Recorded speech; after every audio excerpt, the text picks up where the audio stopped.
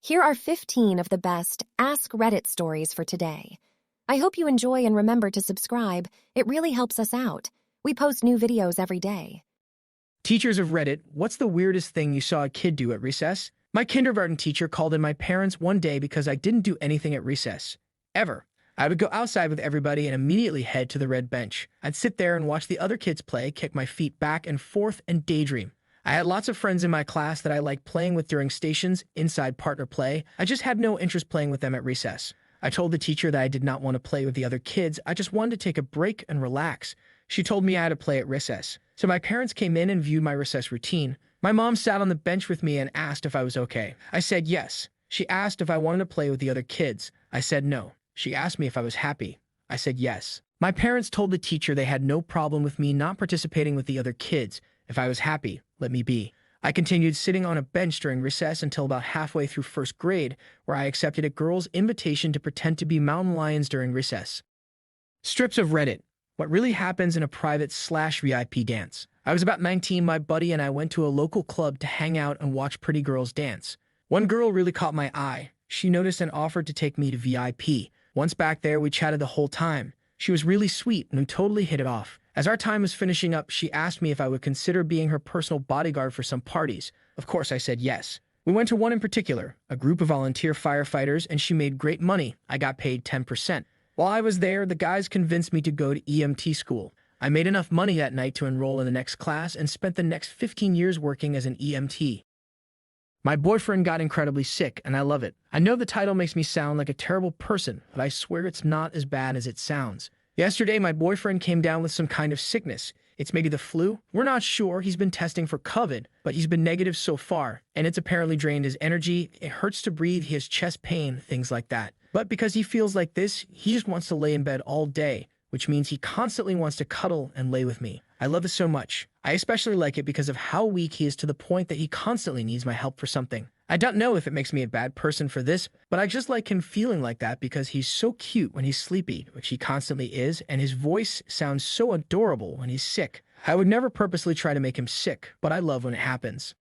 I undress in front of my window for the older guy in the apartment across from mine. This guy just moved into the apartment right across from mine, but it was vacant for a while, so I got used to just being naked in my room without the worry of someone seeing me. The other night, I got home from work exhausted. I got undressed in my room for a shower, but was startled when I realized that the apartment had a couch in it, and there was a man sitting on his couch drinking wine watching. I didn't even notice someone had moved in. When we saw each other, I dropped below the windowsill and pulled on a robe. When I stood back up, I looked at him and laughed, and he covered his eyes with one hand and laughed as well. The next night, I had been drinking, and what is the creepiest missing person case you know about? The two Dutch girls who got lost in the jungle in Panama went for a day hike, didn't turn back, and apparently got lost deep in the forest during the rainy season. Creepiest thing is that their phones were discovered in a backpack downriver fully intact along with the camera that had photos. Normal happy photos of them on the trail taken just an hour before their internal phone records show they started trying to call 911 for help, and 90 other photos taken in the rainy darkness in the middle of the night between 1 and 4 a.m. a week after they disappeared.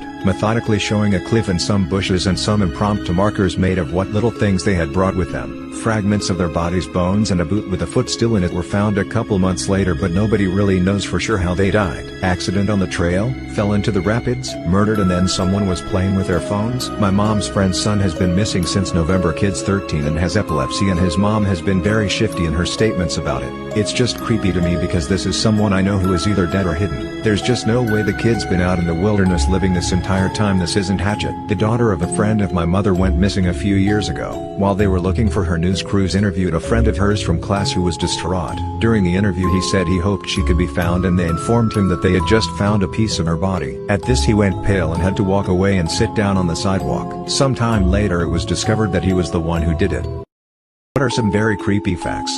Female mummies in ancient Egypt were always more decomposed than their male counterparts. They discovered that this was because male bodies were embalmed a lot sooner than female bodies. Female bodies were kept at the family home until they started to decompose in order to avoid necrophilia at the embalmers. One reason that crows and ravens are associated with death is because they would often follow armies as they marched to battle. Being both carrion birds and extremely intelligent, they realized that a large group of armed men marching on one direction meant that there would be a tasty meal of corpses to eat soon afterwards. After After getting stung by a cone snail, you don't feel the sting for a little bit. There is no anti-venom and it can be lethal. Treatment is basically keeping the victim alive until the venom wears off. When you happen to be murdered, there is only an about 40% chance that your murderer will be found and punished. It's quite common after you die to burp a lot as you have more gas build up. Dead bodies can also sit up on their own sometimes. There's a spider that gives you a 3-hour-long boner before you die from its bite. The boner it gives you is very painful.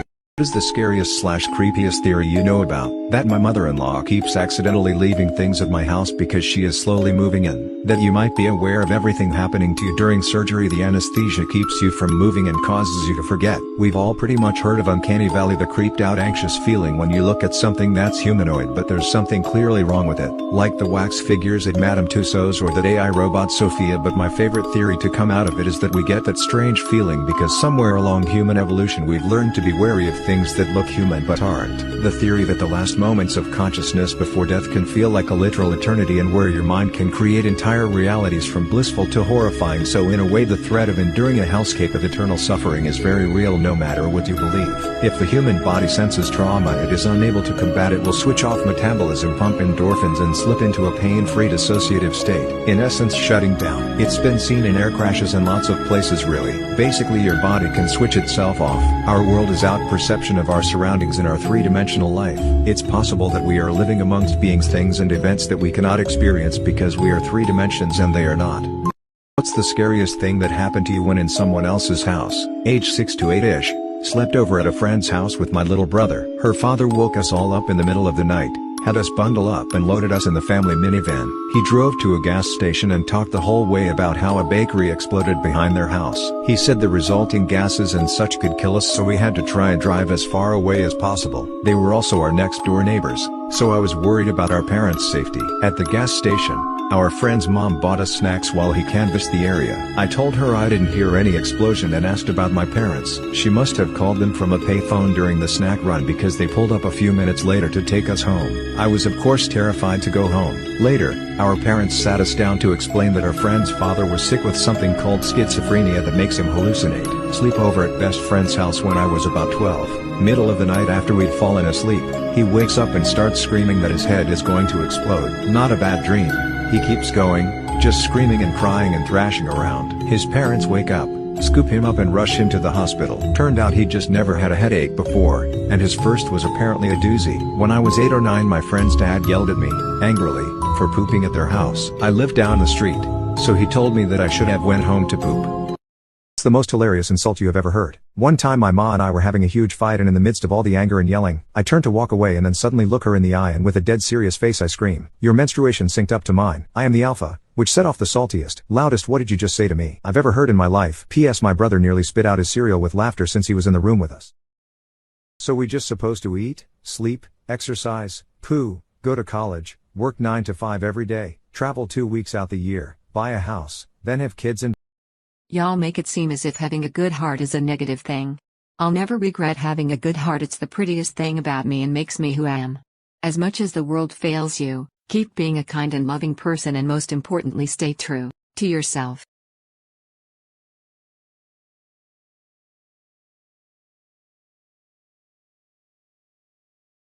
Cab drivers. What's the deepest secrets you've overheard in your car? Former Uber driver here. Picked a girl up, a sweet girl, from a bar on a Wednesday night, absolutely hammered. About 10 p.m. She got into my car. Apologized for being so drunk and politely asked if we could just drive around a little while. With the windows down. I was prepping for a cleaning fee. Trying to drive and pull a vomit bag out of the glove box. But no. She just did that airplane thing with one hand out the backseat window. She was silently watching the sky, and then suddenly she asked me if I had ever thought about dying. To which I replied, "Yeah. I guess so." That's when she told me that she had cancer. It was in her brain and it was too far gone to consider chemo. I remember my heart just pounding. She told me she was dying and she was going to be okay. Tonight she was celebrating with her work friends who threw her a going-away party. She told them she was taking a position abroad. I just didn't tell them that abroad was heaven. Jesus Christ. I turned off my app and cried all the way home. You kidding me? What, bro, are you serious right now? What did I do? Jessica told me you're on that feet finder site. Honestly, the fact that you would even think about doing that without even asking me is so incredibly disrespectful I can't even describe it. I made like $1,000 last week. Maybe I overreacted. When did the popular kid's life fall apart in a few seconds? His dad died. It was really shitty. Before that, he was not only popular, but also smart, motivated, a great athlete, and actually a great guy in person. As much as you can be till you're 15. The guy and his dad were really close as he lost his mother when he was maybe 2 or 3. His dad used to drop him at the school. They used to go out together every weekend. They had really good bond. We all used to say that they had the ideal father and son connection. Then his dad died right before he was going to have a football game. Heart attack in the shower before they were going to leave for it. We heard about it later. And basically, from there, everything seemed to decline. He became angry, as you could expect. And I think looking back, you'd expect a decline in everything at first. But he just spiraled deeper and deeper. He dropped out of school and became addicted to painkillers. We didn't see him for a while. When I did catch up with him later in a club, he'd been so into drugs his brain literally seemed fried. It was sad for every reason. What rule was made because of you? I always liked Amazon.com. But sometimes I just wanted it to be faster like Google. So I hacked together a PHP search engine that looked like Google but showed Amazon products instead. Then I bought Wamazon.com and put it online. I kind of forgot about it and went back to my life. Fast forward a few weeks. Suddenly the site's traffic explodes and I start making hundreds a day in commissions. I already started to weigh the pros and cons of leaving college to become the next internet success kid. Somehow, Google preferred Wamazon over the real Amazon site. About 8 weeks later, Amazon noticed this and sent me a nice cease and desist letter. By then they owed me just shy of $26,000 in referral fee. I used the money to pay for the rest of my years at college and start a small web consulting business, which I still run today. Amazon ended up changing their API terms of service to specifically prohibit API users to have a domain name that infringes on the Amazon trademark or has the word Amazon in it. What rule at your school backfired horribly? My high school was trying to prevent a senior prank since the class before us had got a little out of hand. They warned us that anyone who did anything will be in trouble. So somebody has an idea. What if we do an anti-prank? Every senior was going to bring a potentially threatening item for a senior prank. And do nothing with it. Somebody has the idea that we should all bring a gallon jug of water with us to class. The teachers freaked out and there is an announcement that they are going to start taking up the water jugs for fear of what we are going to do with them. The students are resentful and not wanting to give up their precious water. But alas, most of the jugs had been confiscated. So the students start taking to social media. Tons of tweets and mentions are going out to local news stations. School is confiscating all water. Not allowing students to drink water, you get the picture. Before the end of the day, 2 different news reporters were at our school. Guess we had the last laugh after all.